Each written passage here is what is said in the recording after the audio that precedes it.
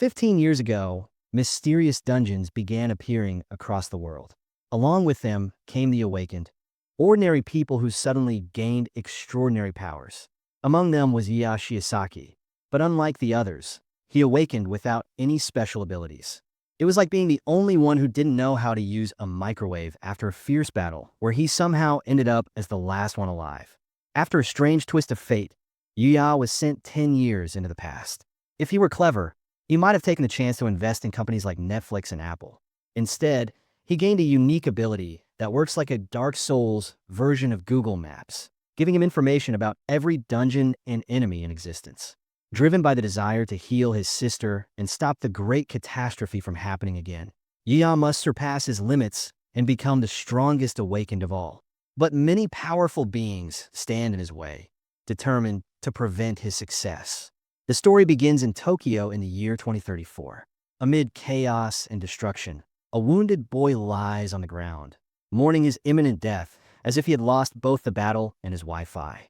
A massive dragon with glowing red eyes steps over fallen bodies and stares him down.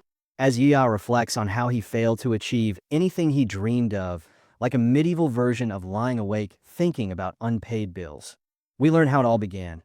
15 years ago, dungeons appeared worldwide, granting people incredible powers. 10 years later, Yuya joined their ranks, only to be branded useless by everyone around him for lacking talent. The kind of nickname that doesn't even need a badge. Still, since he needed money to pay for his sister's medical bills, he decided to keep working. Over time, he studied everything he could about dungeons to become at least a bit more efficient. The problem was that even then, he couldn't compete with those who had real abilities. Now he's about to leave this world for a better one. Somewhere else, a little girl watches the news about the great catastrophe that wiped out 70% of humanity, because apparently there was nothing lighter to show. Staring at the countless bodies scattered around him, the protagonist realizes he's the only one still alive. Just as he's about to give up, he remembers his sister's words asking him to protect everyone, even though she's no longer here. Before his heart stops, the boy bursts into tears, crying in front of Dragon, which is always awkward. In the middle of the chaos, he grips his weapon tightly and swears he'll at least land one final hit. The dragon, not planning to let that happen, opens its mouth and releases a storm of fire toward him. Before being engulfed by the flames, Yuya throws his dagger with all his strength. Suddenly, he finds himself falling into a completely white space and wonders if he's dead or if someone forgot to pay the electric bill. A message appears, confirming his suspicion and announcing that regression is starting.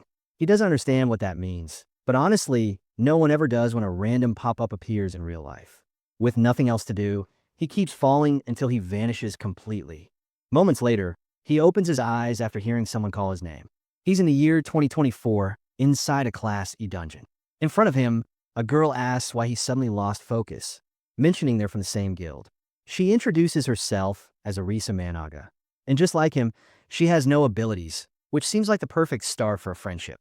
As he thinks to himself that her name sounds familiar, Yuya looks at his body and realizes his wounds are gone, even though he doesn't have any healing attributes. And to make things worse, his current level is 9. On top of that, all his stats are exactly the same as when he first awakened. Panicking, the protagonist asks what year it is, but the girl just looks confused and asks why he's acting so strange. Then it hits him, he's gone back 10 years. He can't understand why or what that strange voice meant when it said the last eligible candidate had died. Among the many oddities, Yuya notices his skill list is malfunctioning. Lost in thought, he fails to notice a creature sneaking up behind him until Arisa screams for him to turn around. Grabbing his dagger, he finds himself facing a pack of smaller E-class wolves. Knowing he'd need to be at least level 12 to take them down, he realizes he doesn't stand a chance. Still, he decides to test his theory, because apparently it's the perfect time for risky experiments. The red-haired girl yells that it's too dangerous and they should run, but Yuya ignores her and charges in. With one strike, he slices a wolf clean in half, something that shouldn't even be possible at the tutorial level. Arisa stands frozen, completely shocked, like someone watching a player beat a game without ever doing the tutorial. Seeing his level increase, Yuya smirks, realizing he was right, and turns to face the rest of the monsters. Grinning, he declares that the enemies finally understand what kind of opponent they're dealing with. The remaining wolves rush at him, but they hit the ground as he leaps back, a move that deserves some epic background music. Thinking quickly, Yuya notices that when the wolves attack together, one always tries to move into his blind spot. All he needs is to locate it. With a swift strike, Shirasaki obliterates the wolf that was about to attack from behind. While the girl still can't believe what just happened, she concludes that Yuya's experience and knowledge must have stayed intact. Confident, he says he can now fight even stronger enemies, even at a lower level, and that leveling up will be much faster than before. Only one wolf remains, but not for long. The protagonist quickly sends it to a better place. A message appears stating that his physical reinforcement skill has surpassed 100% proficiency. Determined, Yuya vows that this time he'll climb to the very top of the Awakened. As the redhead approaches, she asks how he suddenly got so strong. Yuya lies, saying he studied the habits of smaller wolves and that the victory was mostly luck. He can't help but laugh when she actually believes it. The narration explains that magical weapons can be found inside dungeons, and many of them possess special abilities that can be used by their wielders. As an Awakened becomes more skilled, their proficiency increases, eventually allowing them to permanently acquire those abilities. A lifeline for anyone who awakened without talent. Out of nowhere, Kamachi Dichi, the leader of their temporary group, appears yelling and demands to know why the two are standing around. Excited, Arisa proudly explains that the protagonist defeated an entire pack of wolves by himself. The leader scoffs and calls Yuya a loser, claiming the creatures must have been weakened or something. Regardless, he insists they hurry since he found a magical crystal that probably holds something valuable. When Yuya asks about collecting the wolves' magic stones, Kamachi coldly orders him to handle it. Without complaint, Yuya kneels down to start the task, clearly used to this kind of treatment after being labeled talentless for so long. Suddenly, Shiosaki remembers that this expedition was meant to give Kamachi some leadership experience, and that things went horribly wrong last time. Panicking, he runs toward the duo and shouts for them not to touch the crystal. Annoyed, the group leader sneers, asking if Yuya is just jealous, then declares that the item is his. Shouting back, Yuya insists that it's a trap.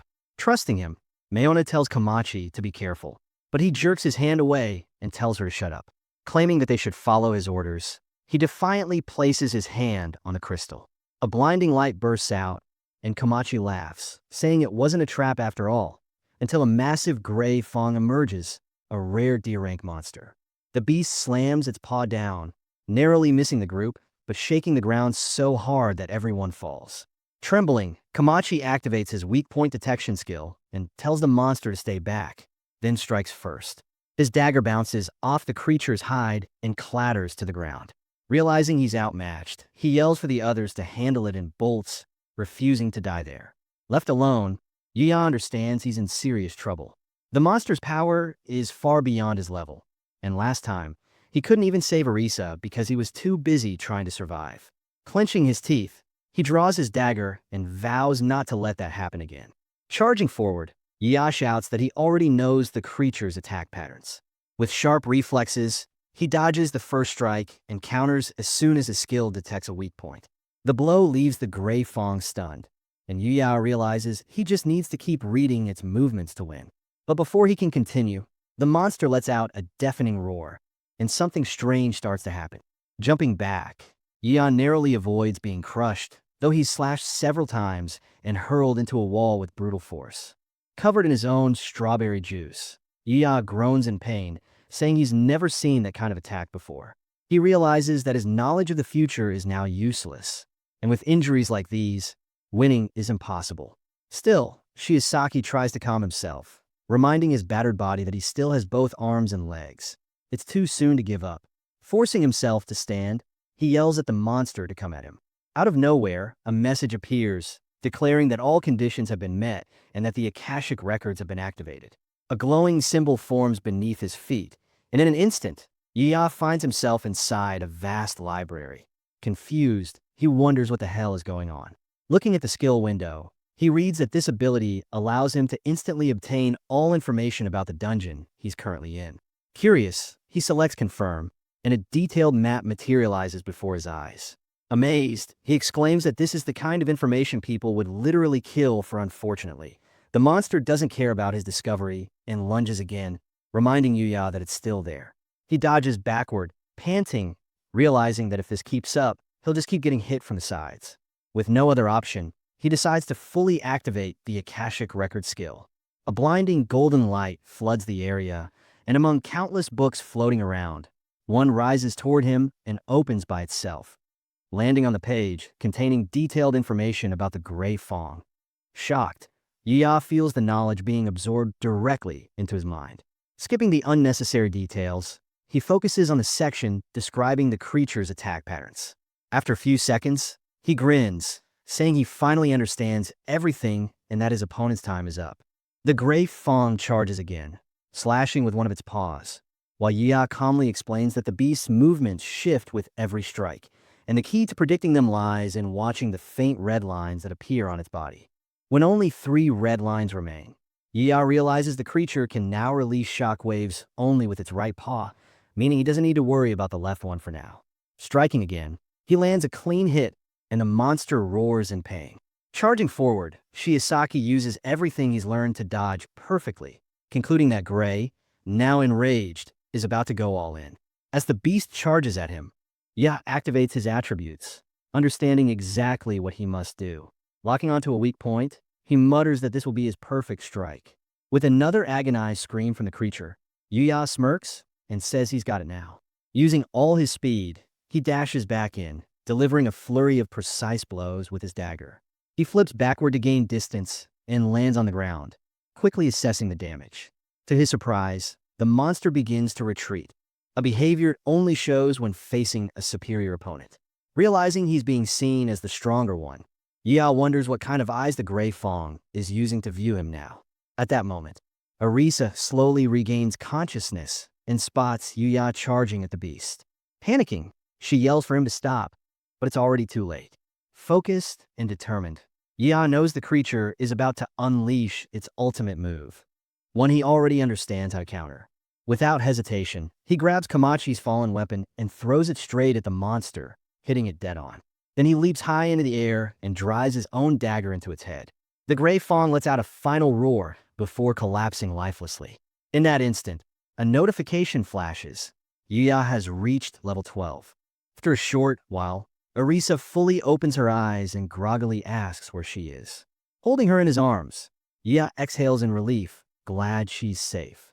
Blushing and confused, she asks what's going on, setting her down gently. He explains that carrying her like that was the only option he could think of. Regaining her composure, she asks if monsters attack them.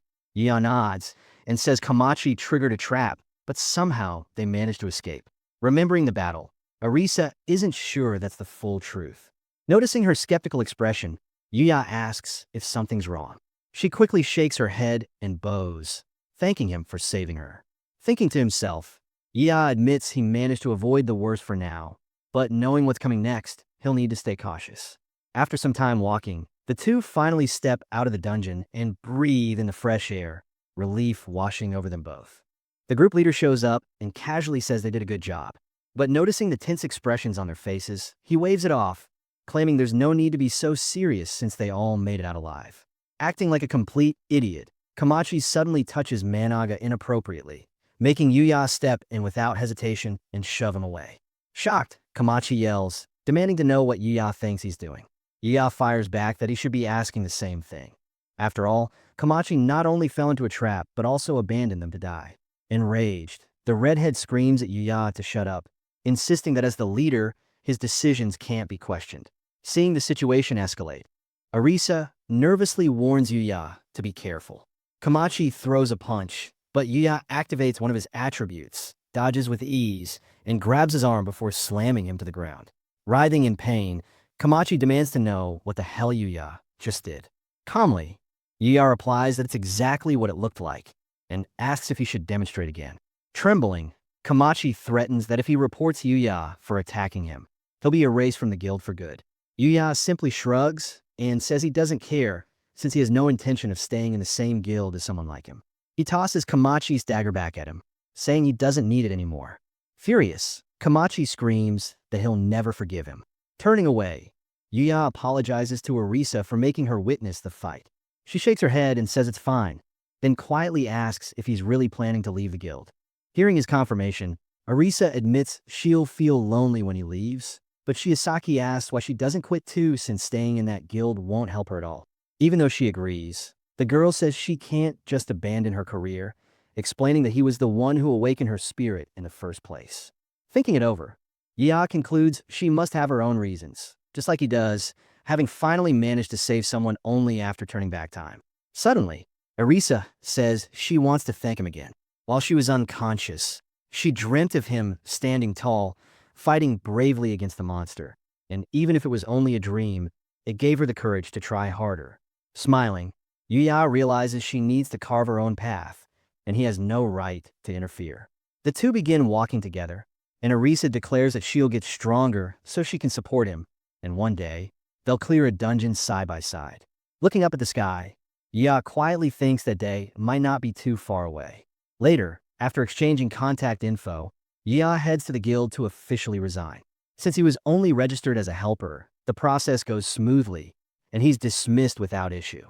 Walking down the street, he wonders whether he should sell the magic stone he took from the Grey Fong, but decides there are more important things to take care of first.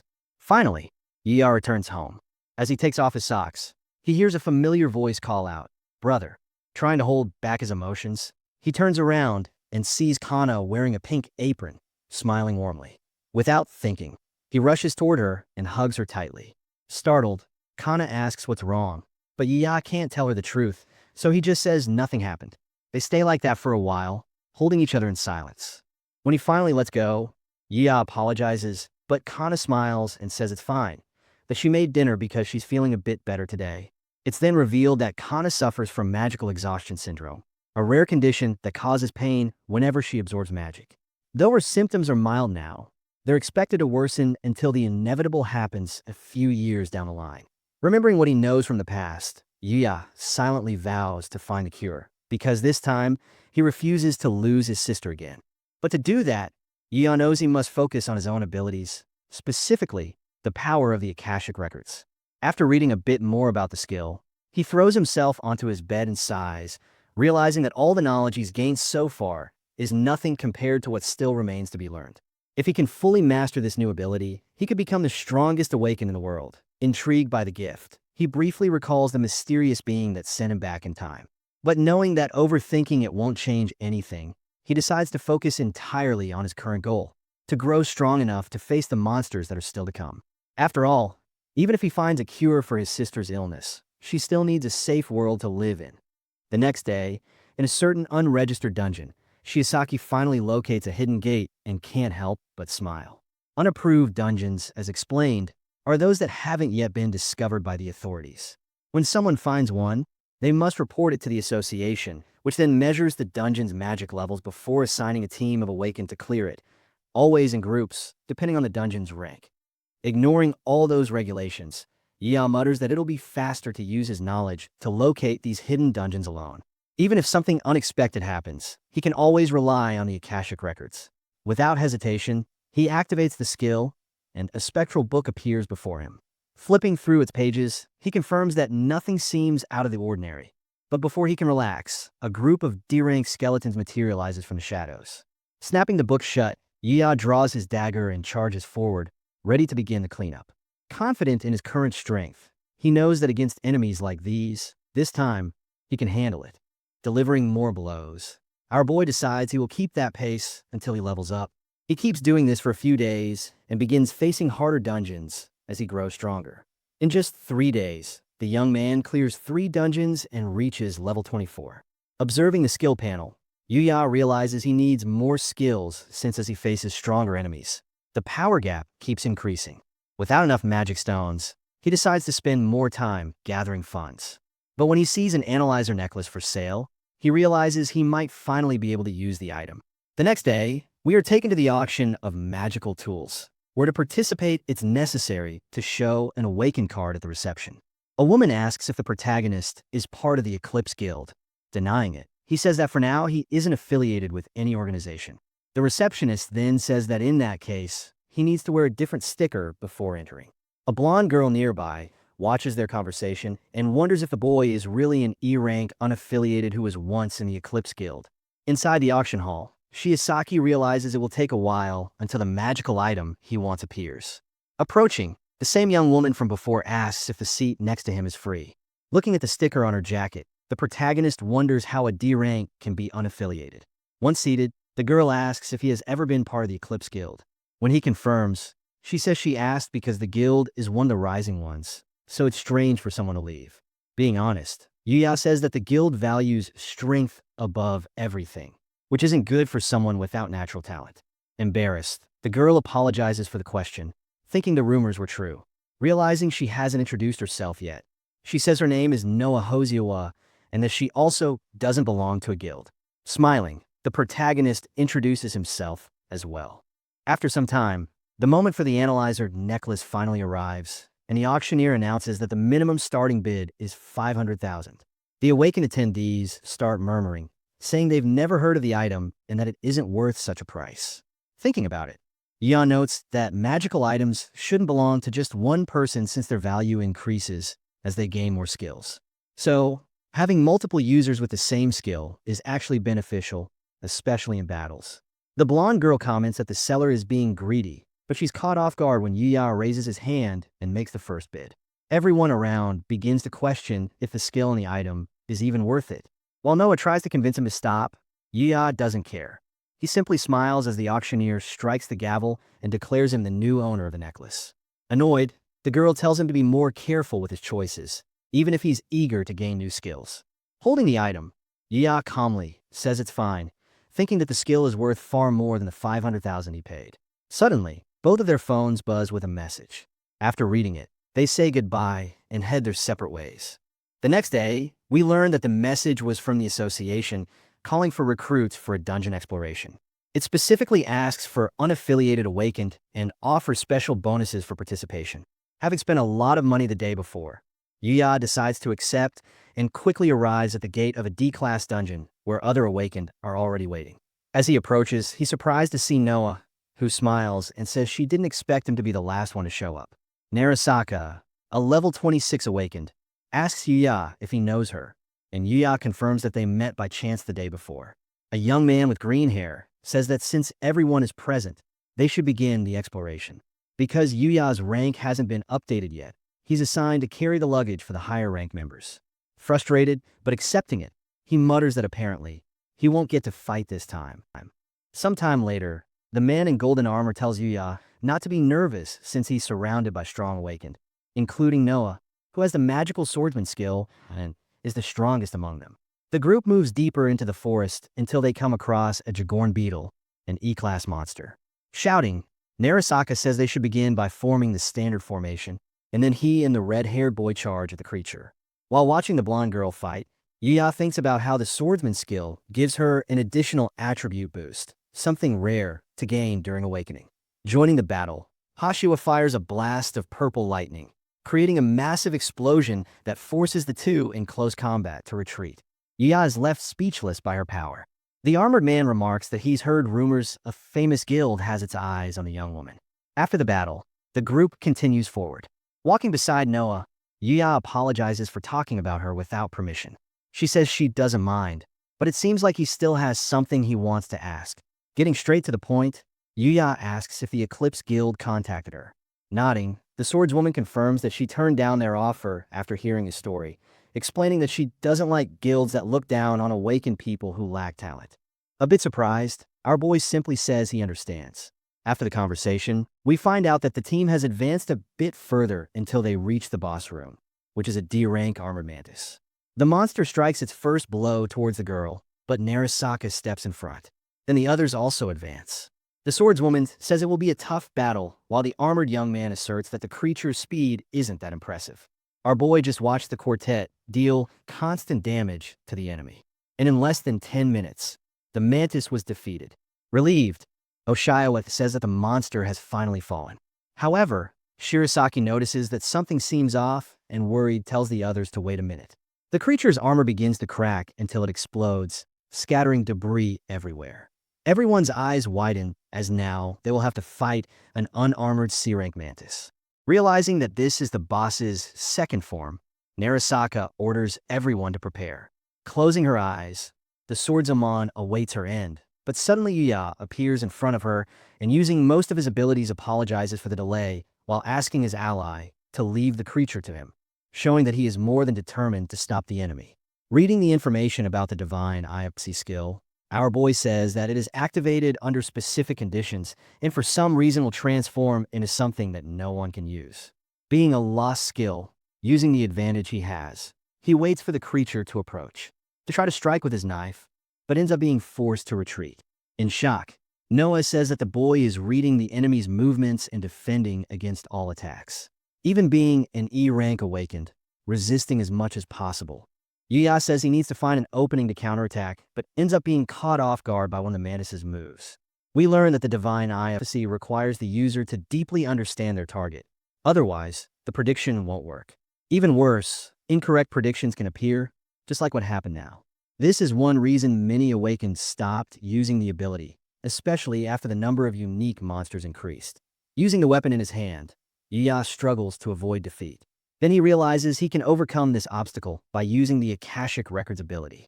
Taking another look at the mantis, he spins his knife between his fingers and, apologizing to the enemy, says he can now see through everything. A fierce exchange begins as the praying mantis dodges his attacks, but Yuya insists he's not done yet. Activating his propulsion and physical reinforcement attributes, he unleashes a flurry of blows, striking the creature's body in several places. Watching in shock, Noah realizes that Yuya can identify the enemy's weak points and asks herself who he really is. The creature, still standing, manages to dodge another attack and tries to fly away to create distance. However, it gets hit in the leg by Yuya's knife. Staring firmly at his opponent, he reminds it that he already said he could see through everything. After pinpointing the exact spot for the final strike, Shirasaki asks Hashiwa for her sword. Though confused, she throws it to him without hesitation. As the mantis gets close enough, Yuya swings the sword and lands a clean hit right on its head. Instantly, several level-up messages and notifications about new abilities appear. The rest of the group stands in disbelief at what they just witnessed. Taking the lead, Narasaka asks what happened and if Yuya is truly an E rank. Without giving many details, Yuya simply says he has his own circumstances, but asks them, if possible, to say that they were the ones who defeated the boss. Together, they decide to keep the secret. Yuya reflects that what he's doing is rare, since most awakened people try to deceive others by pretending to be stronger than they really are, so he can't ask for much. The armored boy agrees, though a bit reluctantly, as Yuya had risked his life to protect everyone. With everything settled, Noah thanks him for his effort. Handing her sword back, Yuya says the weapon was a great help. When she praises him, Yuya replies that higher-level awakened could have defeated the enemy much more easily. Hashiwa smiles and says that only makes him more impressive. Realizing how close she's standing, she quickly steps back, explaining that she's fought beside many strong people before, but this was the first time she's seen someone defeat an enemy with such skill and precision. She tells him he should just accept the compliment. Smiling, Shirasaki thanks her, and she jokes that he finally understood. The group then arrives at the dungeon's core, which only appears after the boss is defeated. We learn that in city-controlled dungeons, the cores are usually kept for training new recruits. However, some are destroyed to prevent an overflow of monsters. A bright light fills the room as Yuya strikes the core. When the process finishes, he obtains a new magical item called the Praying Mantis Knife. Surprised, Yuya realizes that even though the weapon doesn't automatically grant abilities, it still performs exceptionally well. Narasaka approaches and tells him to keep the dagger since he was the one who defeated the boss, saying it's also the group's way of showing their gratitude. Smiling, Yuya accepts and swings the knife a few times, noting that it feels well-balanced and easy to handle. Afterward, everyone leaves, and soon Yuya is left alone with Noah. She asks if he could share his contact information because there's something she wants to talk about later. After exchanging numbers, Noah blushes slightly and says he can call her by her first name so they don't have to be so formal all the time. Yuya smiles and says he's looking forward to working with her again. When he arrives home, Yuya remembers that he never checked his status after defeating the Praying Mantis. Opening the panel, he's shocked to see that the level of the Akashic Records ability has increased. Now, it shows basic information about dungeons that haven't even appeared yet. Curious, he clicks for more details and discovers that it also displays the dungeon's appearance time, rarity, and level. Realizing what this means, Yuya understands that his days of searching for unapproved dungeons are over. After studying the list to decide on his next destination, he suddenly stops. Upon seeing the words Stamped Beast Cave, Class C, Yia heads there the next day. His first enemy is a boar with red horns, known for its incredible charge power, strong enough to defeat even an awakened above level 40 in a single hit. As the creature charges, Yia grips his new dagger and snaps, telling it to shut up before delivering his first strike. He quickly realizes the boar is much weaker than the mantis he fought before. Activating his knife-sharpening skill, Yia delivers a fatal blow, and the boar collapses into a puddle of its own strawberry-colored blood. With the victory, Yia levels up to 31. Thinking it over, he concludes that the dungeon's difficulty matches what he researched, and it was a good chance to test the performance of his new weapon. The only problem is that he leveled up just once. Checking his calendar, Yuya realizes that to prevent the same events from his past life, he must stop the first disaster. The thought makes him uneasy, knowing his current pace isn't fast enough. After clearing the dungeon, he steps outside and reflects that his abilities are still limited. He calculates that he must reach at least level 60 before the first disaster strikes. His biggest problem now is that high difficulty dungeons are rare. Suddenly, his attention is caught by a new alert. It's a dungeon about to appear. To his shock, it's ranked S, possibly an extra dungeon. These are extremely rare and dangerous, but offer amazing rewards. Yuya hesitates, wondering if he should take such a risk, knowing that in the past, no one had ever managed to clear a dungeon of that level. The scene shifts to a hospital, where Yuya visits his sister Kana and reminds her to listen to the nurses. Kana insists she's not a child anymore, and we learn that she's hospitalized to monitor the progress of her syndrome. Before leaving, Yuya promises that he'll find a cure for her soon. As he exits the building, he briefly thinks he sees Arisa, but convinced it's just his imagination, he decides to return to his plan, to challenge the rare S-Class dungeon. Even knowing the risks, Yuya decides to challenge the dungeon. Over the past few days, he's leveled up as much as possible. When he arrives at the location, he finally understands why no one has ever cleared this place. It's a dungeon that appeared inside another. Surprised, he admits he never imagined such a thing could exist. Before entering, Shiosaki concludes that he'll have to clear the extra dungeon first.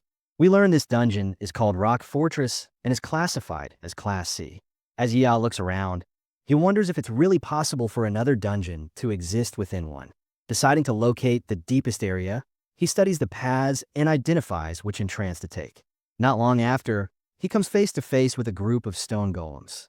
Realizing they're about to attack, Yuya dashes forward and leaps through the air, shouting that he doesn't have time to deal with them. Running deeper inside, he apologizes to the creatures, saying he needs to reach his objective.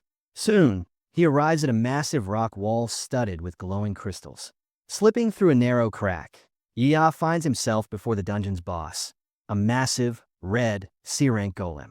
The monster roars furiously and throws a punch, but Yuya swiftly dodges using one of his skills, reappearing in midair before launching his first strike with the mantis dagger. The enemy counterattacks, forcing him to retreat. Even with the difference in level, Yuya quickly determines that his biggest obstacle is breaking through the creature's thick armor. Since slashing attacks have little effect, he activates his hardening skill and lands another blow. Seeing a visible crack form, he smiles, realizing his strategy is working. Steeling himself for the next exchange, Yuya charges forward again, declaring that this will be a true battle of endurance. Without hesitation, Yuya charges at the massive golem again until he finally lands a fatal strike, sending the creature crashing to the ground. Panting and exhausted, he admits that the battle lasted almost 30 minutes, but somehow he managed to win. Now, at level 40, he decides to move on to the main event. Approaching the core, Yuya says that if the information from the records is correct, this one should contain an infusion of magical power. As he places his hand on the glowing sphere, a blinding light fills the entire cave. Suddenly, the core shatters into countless fragments, revealing a swirling portal in its place. Excited, Yuya realizes that inside lies the extra dungeon, one no one was able to clear in his previous life. But this time, he's ready to find out what awaits him. Meanwhile, in another location, someone informs Dichi that he has failed for the second time. Desperate, the young man insists there's a good reason. Turning his back, Masaka-run, the master of the Eclipse Guild, asks if that reason is really good enough to convince him. Remembering a certain girl, The leader says she was the first in their guild to possess a unique skill. We discover he's talking about Arisa, who, just a few days after the incident with Grey Fong in that dungeon, finally reached level 10 during another battle, and with that, awakened a unique skill called Almighty Enhancement. She immediately reported it to the guild master, who explained that it occurred because she was naturally gifted, an exception to the usual rule that such abilities only appear when someone becomes awakened. Misaka taught her that natural skills sometimes manifest after reaching a certain level, and that individuals with unique abilities often far surpass others in performance. Realizing he was right, Managa noticed that Arisa's skill not only allowed her to use a wider range of buffs, but also operated on a completely different level, strong enough to get her accepted into a high-ranking party, helping her reach level 26 in record time. The only problem was that Arisa's newfound power stirred jealousy in some people, yet she remained determined to achieve her goals.